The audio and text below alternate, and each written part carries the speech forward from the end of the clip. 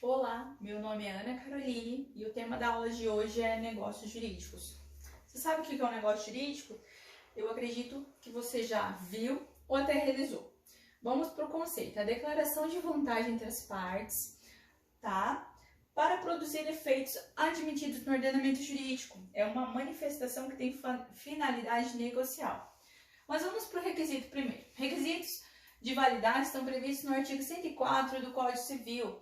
A validade do negócio jurídico requer agente capaz, objeto lícito possível, determinado ou determinável, forma prescrita ou não, defesa em lei. O primeiro requisito, que é o agente capaz, para que seja realizado negócio jurídico, precisa da capacidade, a capacidade do exercício de direitos e adquirir direitos e contrair obrigações. Então, se a pessoa ela é incapaz, ela precisa ser representada ou assistida, tá bom? Como requisito também, nós temos objeto lícito, que ele não atenta contra a lei, os bons costumes e a moral.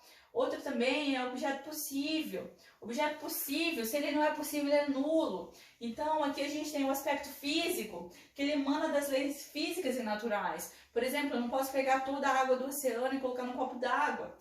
E a questão jurídica, obviamente, né? A gente tem o ordenamento jurídico proíbe expressamente negócios a respeito de determinados bens. Por exemplo, a herança de pessoas vivas. Para ter o direito de herança, existe o falecimento de alguém. Está previsto lá no artigo 426 do Código Civil.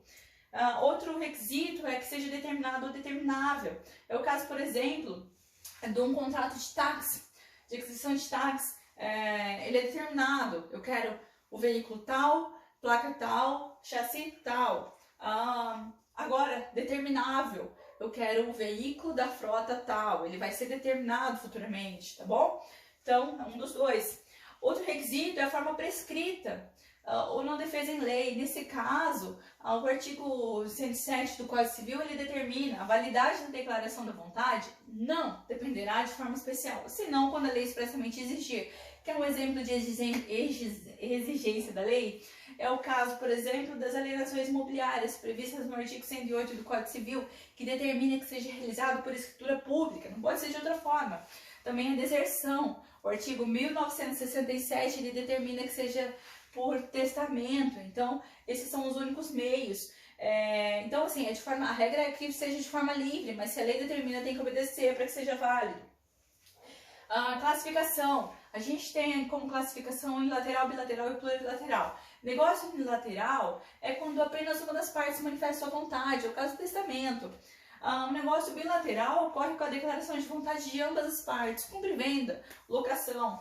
E o plurilateral é aquele contrato em que há várias pessoas, mais de duas pessoas, o contrato de sociedade, o contrato de consórcio, de bens móveis e imóveis, a deliberação de várias pessoas, então é plurilateral. Temos também os gratuitos, que não ofere vantagem para ambas as partes, né? Só apenas uma das partes vai adquirir vantagem. É o caso da doação. Eu estou passando meu imóvel a você. Você tem vantagem, eu não.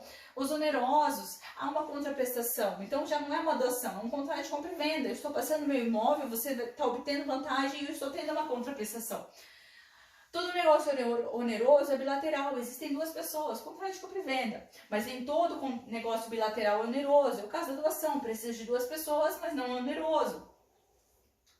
Temos também os neutros, que não se incluem na categoria dos onerosos e gratuitos, porque falta atribuição patrimonial. Quer um exemplo? O contrato, a instituição do bem de família. A instituição do bem de família ela é feita por testamento ou escritura pública.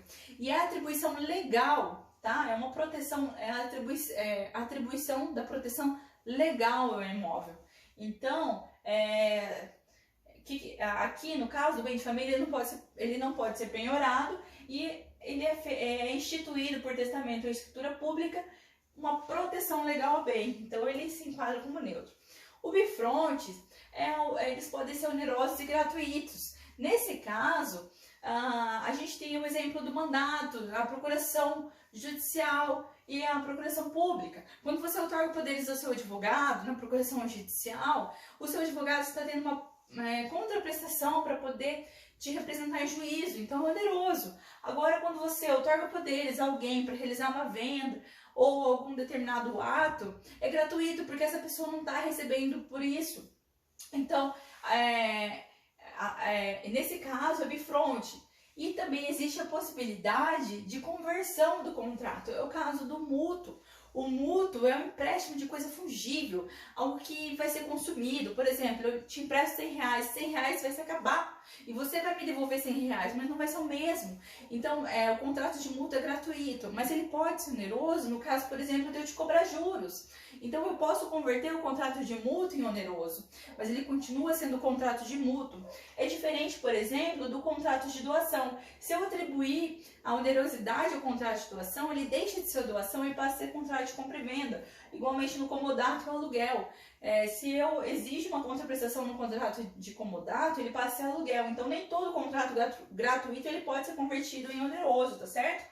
Então, ali a gente também tem os efeitos do negócio jurídico. O negócio jurídico ele tem a finalidade de aquisição de direitos. Por exemplo, no contrato de compra e venda, eu estou adquirindo direitos de imóvel, estou adquirindo imóvel, né, incorporação ao patrimônio. Também tem a conservação dos direitos. Na conservação dos direitos, eu tenho medidas repressivas e preventivas. Como medidas preventivas, elas visam garantir o direito contra a violação, contra a futura violação. E aí a gente tem, para cumprimento dessa obrigação, as garantias reais, que é o caso da hipoteca, do penhor, da alienação fiduciária em garantia. E no caso das garantias pessoais, é o caso da fiança, do aval. E na natureza judicial, a gente tem as medidas cautelares previstas lá no Código de Processo Civil, que é o arresto, caução, sequestro, busca e apreensão. E aí, como medidas repressivas, visam restaurar o direito violado. Então, eu tenho que ajuizar uma ação para que eu possa restaurar esse direito violado. Isso aí é medida repressiva.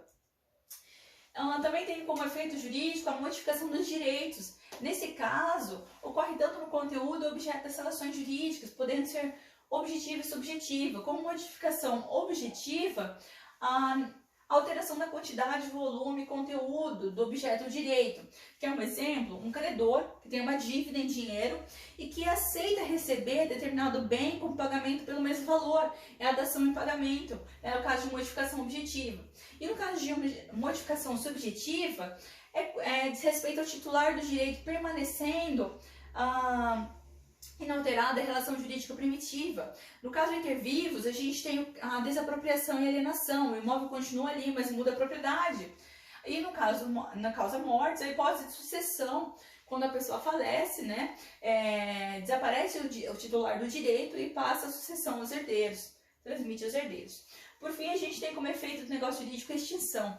Ela é possível de diversas razões, né? A gente tem a possibilidade de extinção por meio da alienação, eu estou vendendo, né? A renúncia, eu renuncio o direito, abandono, falecimento, a prescrição, prescreveu a dívida, decadência, implemento de condição resolutiva, coloca uma cláusula ali para acabar para extinguir esses direitos. Então, essas são algumas das possibilidades da extinção de direitos, tá certo? Lembrando que o negócio jurídico é a manifestação de vontade, tem finalidade negocial para aquisição, conservação, modificação e extinção de direitos, tá certo? Espero ter contribuído com o teu conhecimento. Obrigada!